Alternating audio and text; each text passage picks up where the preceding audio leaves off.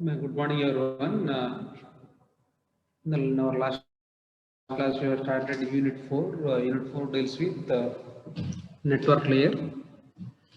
So, if you look at the responsibilities, or before that,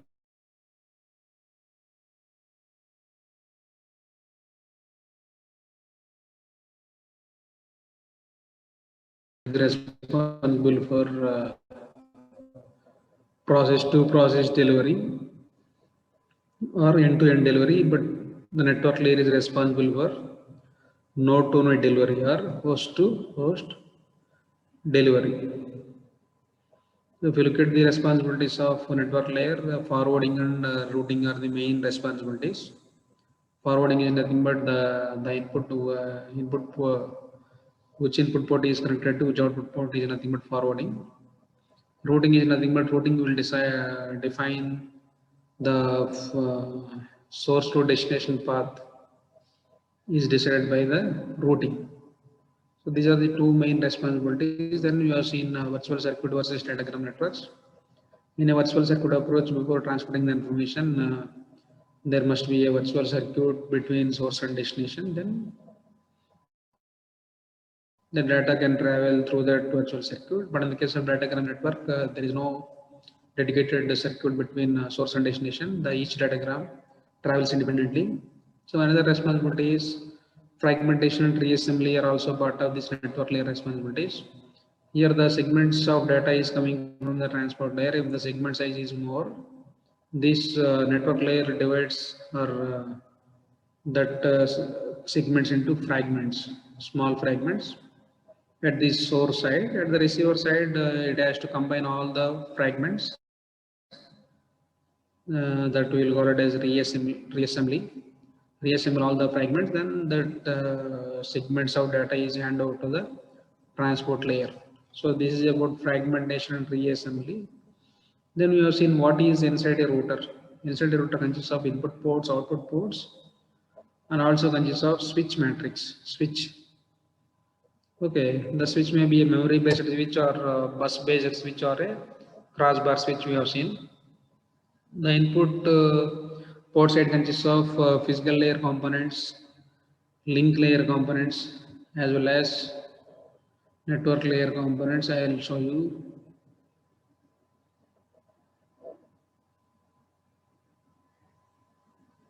So if you look at the router architecture, switching fabric, routing processor,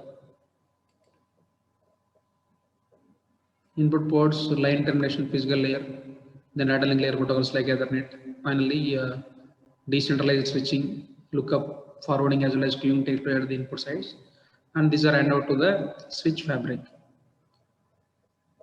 Switch fabrics there are three types. So one is memory based, second one is bus based, third one is crossbar switching. In memory based, the input port and output port are connected through the memory. Here the data is passed through the memory, then from that memory it is passed through output buffer. That is switching via memory. This is usually first generation routers. Second one is switching via a bus. Here both input ports and output ports are connected to a common bus. Okay, here the switching speed is limited by the bandwidth of the bus. Then this is the most popular one, that is crossbar switch. So this overcomes all the limitations of the earlier nothing but bus bandwidth limitations, which are used in bus-based switch. Then output ports, so it is also physical layer, link layer, and datagram buffer queuing here. The output port queuing, you have seen these things in our last class. Input port queuing and output port queuing. Today, let us look at this internet protocol. What is the datagram format? What is IPv4 addressing? We have seen a little bit in our laboratories, in laboratory IPv4 addressing. We look at this internet network layer.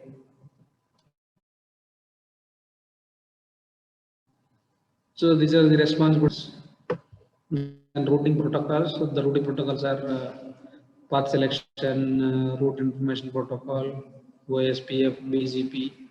These are some of the routing protocols which we mentioned here.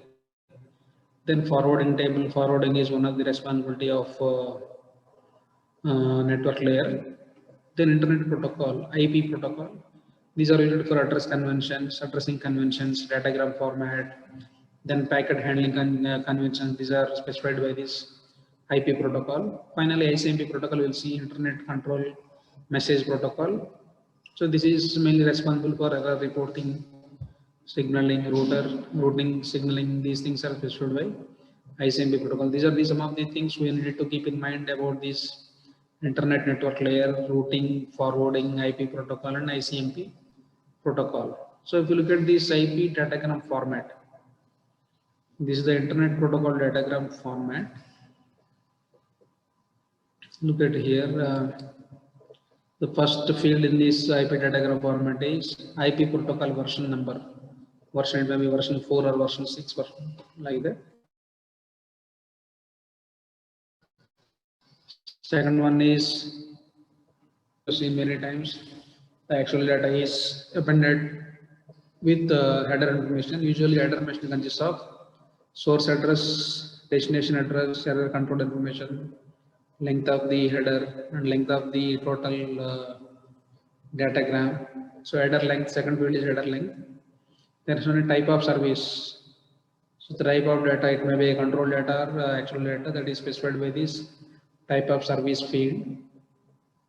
The next one is time to do the maximum remaining hops decremented each router. Whenever the datagram is moving from source to destination, this hop count is decremented whenever it reaches, it passes through the router. So the maximum number remaining hops, nothing but the number of routers it has to pass through is specified with this time to loop field.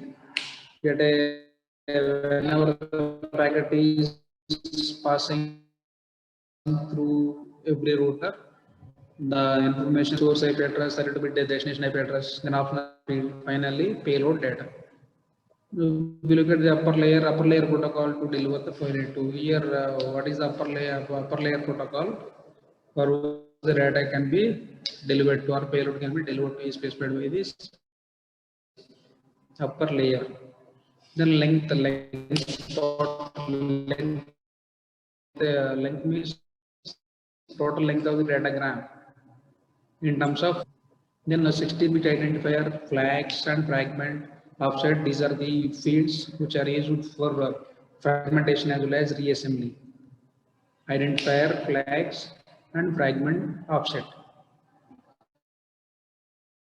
Header checksum, that is used for error control information. Options, here the options field to be used for timestamp, record route taken, specify list of routers to visit in the given path from source to destination. These can be specified as part of this options field. It is optional.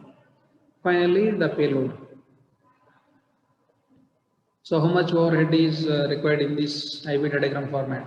So 20 bytes of TCP, 20 bytes of internet protocol equal to total 40 bytes plus application layer overhead. So other than application layer overhead, we need 40 bytes of overhead. 40 bytes plus application layer overhead. 40 bytes, 20 bytes of TCP, 20 bytes of internet protocol plus application layer overhead. Total 40 bytes plus application layer overhead. If you look at the IP fragmentation and reassembly, as I told you, here the data is coming from the transport layer to network layer to the source side. The segment size may be more. Here the MTU stands for maximum transfer unit size. MTU, network links have MTUs. The largest possible link level frame. This is the largest possible link level frame is MTU. So different link types uses different MTUs. Different types uses different MTUs. Here the large IP datagram. Here the data is coming from the transport layer. That is IP datagram is divided into small packets or small datagrams. that the process will called as fragmented within the net. One datagram becomes several datagrams. The incoming datagram is large. Then the incoming datagram is divided into several small datagrams. Then the reverse operation, that is reassembling at the final destination at the receiver side. So here the IP header bits are used to identify order with the related fragments. So now let us see the large datagram is coming here. That large datagram is divided into three smaller datagrams in this scenario. Three smaller datagrams.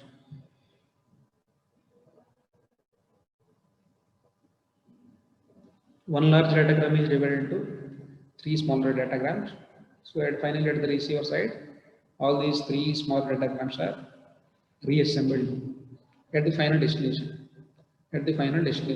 Reassembly. So fragmentation at this first side, reassembly at the destination side. So fragmentation and reassembly is at the responsibility of network layer. So other than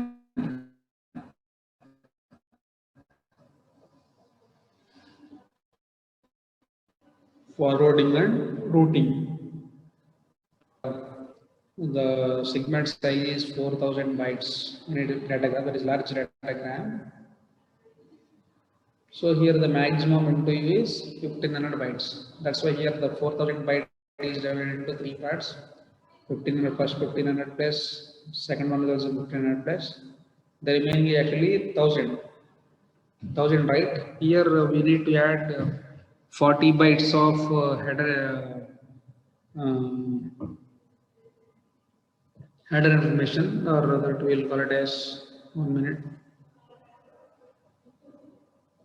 Overhead, 40 bytes of overhead, one for 20 bytes from TCP, another 20 bytes from internet protocol. That's why it is 1500 plus 1500 plus 1040 total 4040.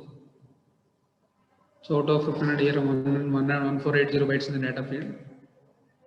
1480. So this is about datagram format now. So IP datagram format. So you should remember this datagram format, and you should know the meaning of every field in this IP datagram. Then segmentation and reassembly with an example.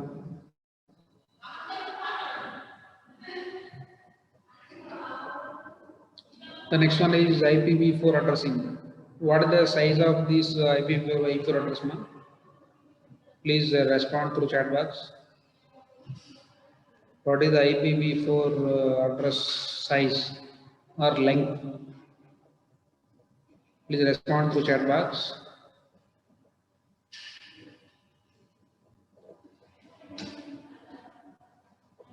That means how many bits?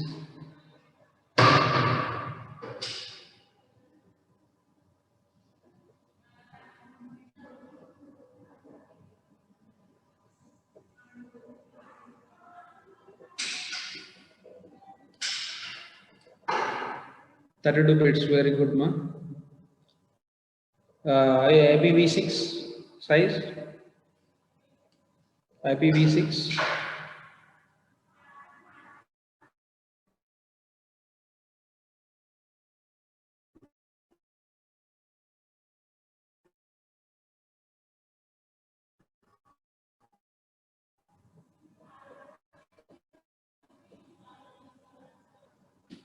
Any guess?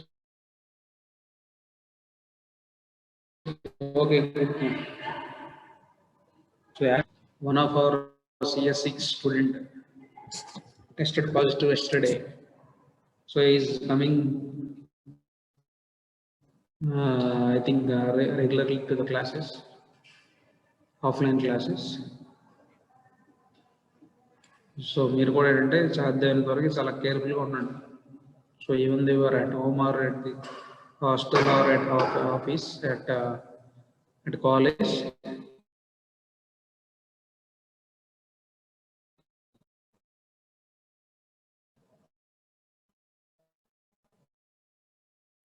you need to be so many host devices and router interface IP address. So IP addressing introduction. So it's a little bit identifier for host device as well as router interface. Here interface is either connection between host and router or router and physical link. So these are the various links you can observe in this. So here the routers typically have multiple interfaces. There are multiple interfaces for a single router. Your host typically has one or two interfaces. This host usually host devices, but the routers have multiple interfaces. Multiple interfaces, routers, but he has one or two interfaces. So if it is wired Ethernet or wireless, two interfaces. So this is IP addresses associated with this interface. You can look at here the IP address. Is that little bit first byte, second byte, third byte, and fourth byte. And this is in terms of binary representation. So in this scenario, we'll be having three subnets: one subnet, second subnet, and third subnet. Here these subnets are connected through this router. This router will have more number of interfaces. So how are interfaces actually connected? So how these interfaces are connected, we are going to see as part of our unit 5. Don't worry. So here, if it is a wired network, if it is a wired LAN, these devices are connected through switches. This is a switch. Okay. Wired Ethernet interfaces connected by Ethernet switches. If it is a wireless Wi-Fi interfaces are connected by Wi-Fi base station. This is switch. Okay, Ethernet switch. If it is a wired one, the nodes are connected to Ethernet switches. If it is a wireless one, these devices are connected to this Wi-Fi base station. Wi-Fi interfaces are connected by Wi-Fi base station. Here these are connected through this router.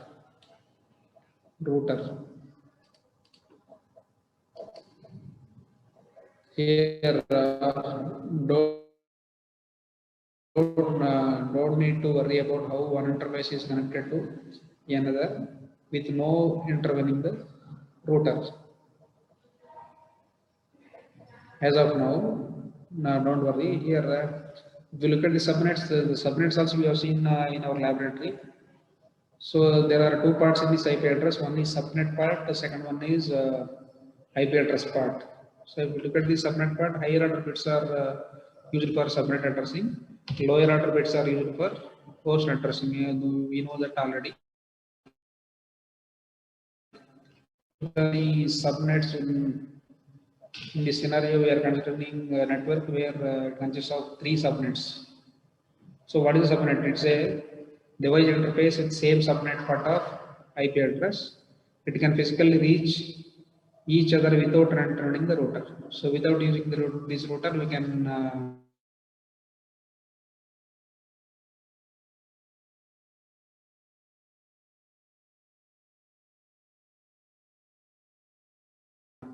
connect the subnets. Host or router, creating islands of isolated networks. Each isolated network is called a subnet. So here there are three isolated networks.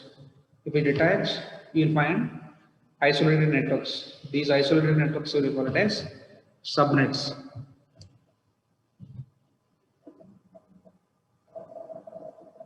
Here, how many number of subnets you will see. In this scenario, we will be having three number of subnets. So we are finding many number of nodes in the network. Based on that, we will categorize the nodes into different subnets. So here we are going to use CADR for IP addressing. CADR stands for classless interdomain routing. Classless interdomain routing. So this classless interdomain routing is used for subnet proportion of address of arbitrary length. Here the subnet portion of address of arbitrary length we have seen while discussing IPv4 subnetting. If we look at this IPv4 address format, A dot B dot C dot B slash X. So A, B, C, D are representing the 4 bytes of IPv4 addressing. 4 bytes, 32 bit slash X. That X is the number of bits in subnet portion of the address. Number of bits in the subnet portion of the address. So in this example, if you look at the bits with blue color, there are 23 bits. So these in this scenario, these 23 bits are allotted for subnet addressing. The remaining 9 bits are for host addressing, host part and subnet part. Slash 23 here, 23 bits are reserved for subnet addressing, subnet part. That is slash X, where X is the number of bits in subnet portion of the address. So how does a host gets IP address? So here the hard coded by system admin in a file. The system administrator can generate the IP address. DHCP. Here the DHCP stands for Dynamic Host Configuration Protocol. Dynamic Host Configuration Protocol. So this protocol dynamically gets addresses, IP addresses from servers. It's like plug and play procedure. Now let us look at DHCP in detail, Dynamic Host Configuration Protocol. If you look at the goal of this DHCP, it allows host to dynamically obtain its IP addresses from network server. This DHCP protocol obtain IP address from the network for the newly joined host in the network. So it can renew, it allows reuse of addresses, and it also supports for mobile users who want to join the network. If you look at this DHCP overview, there are 4 things, 4 signals here. Initially, the host device who wants IP address can broadcast a signal by sending DHCP discover. DHCP discover message is broadcasted by the host who wants new IP address.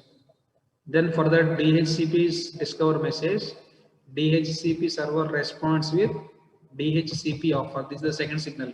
First is generated by the host who wants IP address by generating broadcasting a message called as DHCP discover. So whenever the server found this DHCP discover message on the network, the DHCP server responds with DHCP offer message. DHCP offer message. So for the DHCP offer message, host request IP address. So after the server responds with DHCP offer, the host requests for IP address by sending DHCP request message. DHCP request message. Finally, DHCP server sends IP address. Sends IP address and sends DHCP acknowledgement message. First one is DHCP discover, DHCP offer, DHCP request, and DHCP. DHCP is common. Discover, offer, request, acknowledgement.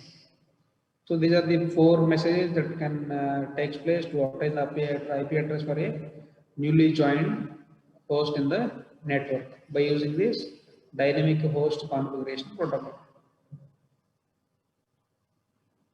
So if you look at this DHCP client server scenario, this is the client and this is the DHCP server. So this arriving DHCP client needs address in this network. This is a newly joined host in the network. This want a new IP address for this node. If you look at this DHCP client server scenario, as I told you, there are 4 signals: discover, DHCP, discover, offer, request and acknowledge. So here the newly joined host broadcast a message, that is there a DHCP server out there, that is DHCP discover message, is there a DHCP server out there. So the DHCP server responds with a DHCP offer by sending I am a DHCP server, here is an IP address you can use. Then the newly joined client responds with a DHCP request message. Okay, I will take that IP address. Then finally DHCP acknowledgement. Okay, you have got that IP address. So this is the DHCP client server scenario. Client server scenario. So more than IP addresses, DHCP can return more than just allotted IP addresses on the subnet. So address of first hop router for client, name and IP address of DNS server, the network mask, integrating network versus host portion of address. These are also possible with this DHCP protocol. Other than more than IP address. This is an example.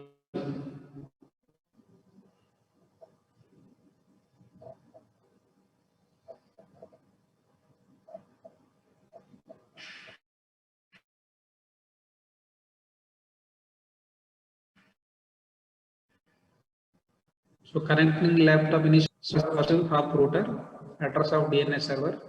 So here we are going to use the DHCP server to provide IP address as well as DNS server. All these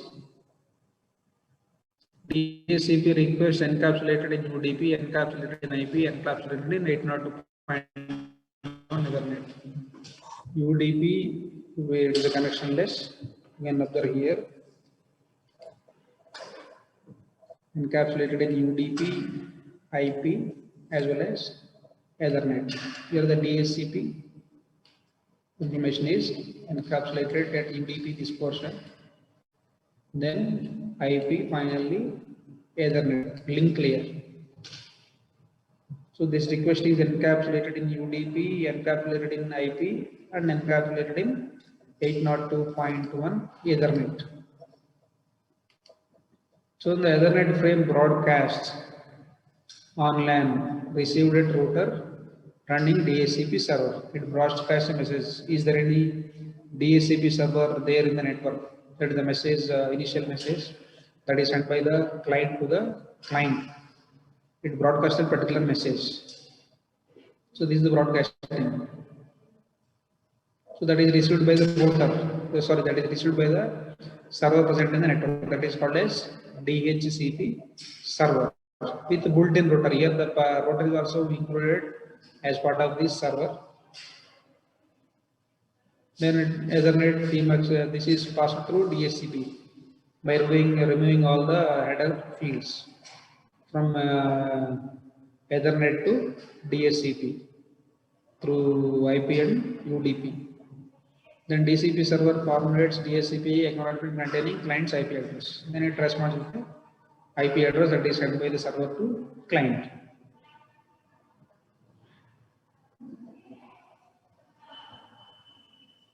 Okay.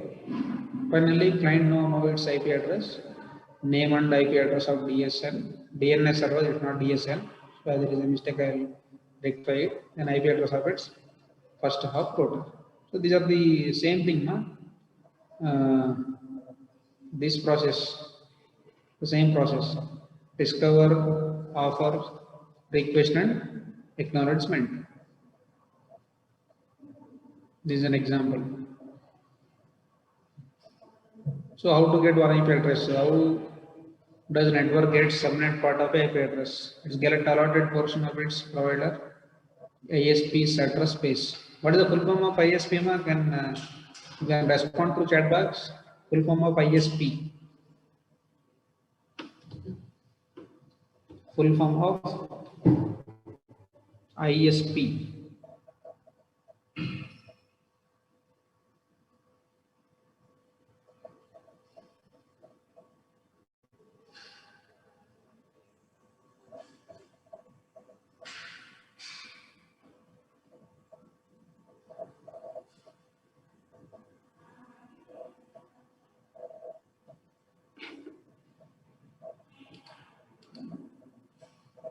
Okay, thank you.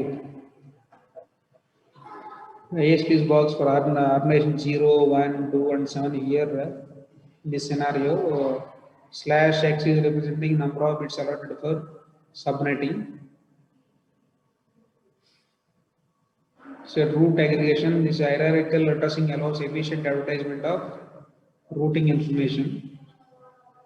So here the internet service provider can provide these addresses.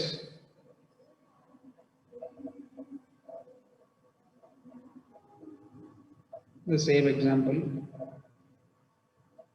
So how does an ISP get block of addresses? So here we are going to use ICANN. ICANN stands for Internet Corporation for Assigned Names and Numbers. ICANN.org. So this allocates addresses, IP addresses. It manages DNS. What is the full form of DNS? DNS.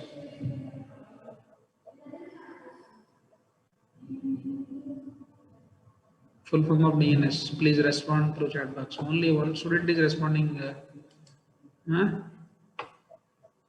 Domain name service. What about others, ma? So it manages DNS. It also assigns domain names and resolves the disputes. So this network address translation, we'll see in our next class how this address is translated among different networks.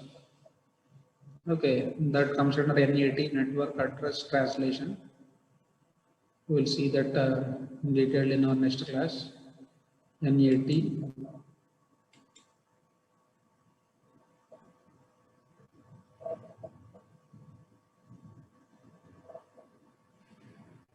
Then we'll move to the ICMP and IPv6. So ICMP stands for Internet Control Message Protocol. We'll see those things in our next class. ICMP and IPv6. Then we'll move to routing algorithms.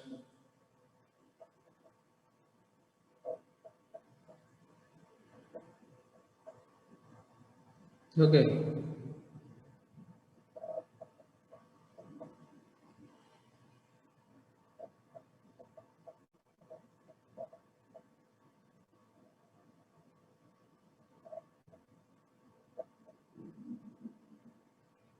We'll see these things in our next class. Why Dijkstra's algorithm here, sir? Dijkstra's algorithm ikkada ఎందుకు sir? లేదు అది ఇంకా ముందు ఉంది routing algorithm కదా shortest path అదేనమ్మా routing algorithms లో వస్తాయి మనకున్న సిలబస్ లో ఉన్నవి ఇవి షార్టెస్ట్ పాత్ రూటింగ్ అవే కదా అవి రూటింగ్ అల్గోరిథమ్స్ లో మనం డిస్కస్ చేస్తాం నేను జస్ట్ స్క్రోల్ చేశాను అవి మన సిలబస్ ప్రకారం ఏమున్నాయంటే 1 minute రూటింగ్ అల్గోరిథమ్స్ లో గ్రాఫ్స్ అబ్స్ట్రాక్షన్ ఉంది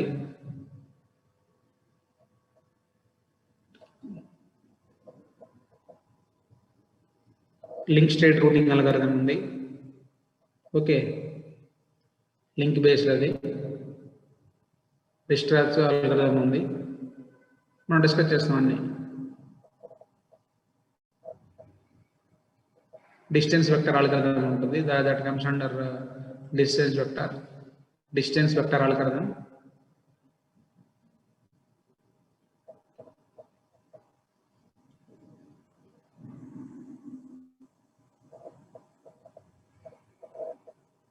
ఫైనల్ గా హైరార్కికల్ రూటింగ్ ఉంటుంది ఇక్కడ 3 కేటగిరీస్ ఉన్నాయి మనకి రూటింగ్ అల్గోరిథమ్స్ లో one is link based distance based తర్వాత లాస్ట్ వచ్చేసి hierarchical routing three categories of voting algorithms we are going to discuss as part of our syllabus. Okay.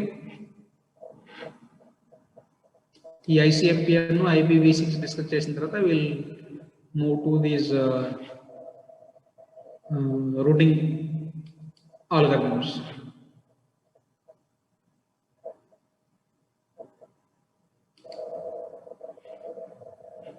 Okay, ma'am. We'll see in detail various routing algorithms after discussing this ICMPR and IPv6.